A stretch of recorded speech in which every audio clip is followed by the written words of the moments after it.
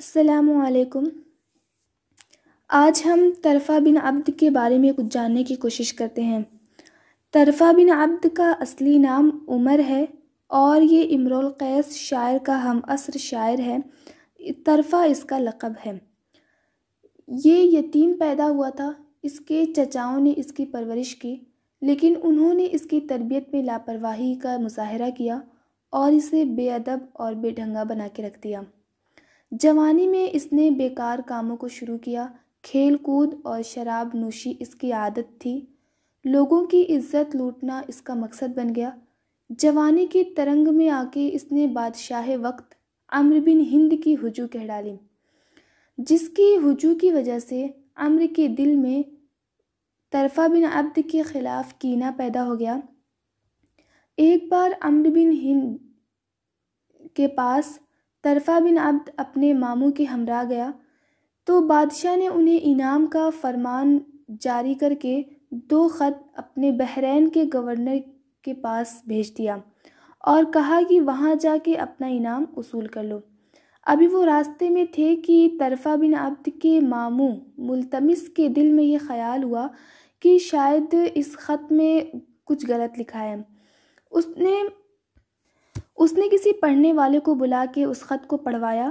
اس خط میں لکھا تھا کہ جوں ہی تمہیں ملتمس یعنی طرفہ کے ماموں کے ہاتھ سے یہ خط ملے تم اس کے چاروں ہاتھ پیر کو کاٹ کے زندہ دفن کر دینا۔ چنانچہ ملتمس نے وہ خط نہر میں ڈال دیا۔ پھر طرفہ سے کہا کہ تمہارے خط میں بھی یہی بات لکھی ہے۔ طرفہ نے کہا نہیں، ہرگز نہیں، میرے خط میں ایسا کچھ نہیں لکھا ہے۔ پھر وہ بحرین کے گورنر کے پاس پہنچا اور اس نے اس کو قتل کر دیا۔ اس وقت اس کی عمر صرف 26 سال تھی۔ طرفہ بن عبد بلحاظ قوم اور بلحاظ شرافت اپنے وقت اور زمانے میں بہت ہی مشہور تھا۔ مکمل آزادی کے ساتھ یہ اپنے اشعار کہتا۔ جب اس کے ذہن میں کوئی مضمون آتا تو وہ فوراً اسے ظاہر کرتا اور یہ خیال نہیں کرتا کہ اس کے کہنے میں مصلحت ہے یا نہیں۔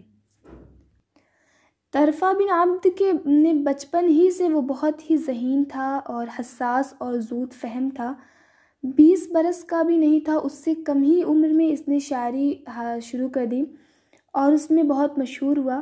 اس کا شمار بلند پایہ شاعروں میں ہونے لگا اور اس کے اشعار میں پیچیدہ ترکیبیں، نامانوس الفاظ اور مبہم مضامین پائے جاتے ہیں۔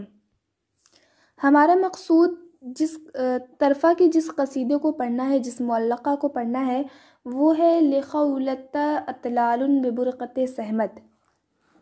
اس قصیدے میں طرفہ نے اپنی شراب نوشی اور اپنی شجاعت اور اپنی اونٹنی کی بے حد تعریف کی ہے۔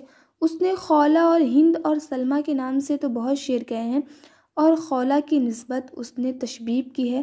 اس قصیدے کے کل اشعار 106 ہیں اور یہ قصیدہ بحر طویل سے ہے۔ جزاک اللہ خیر۔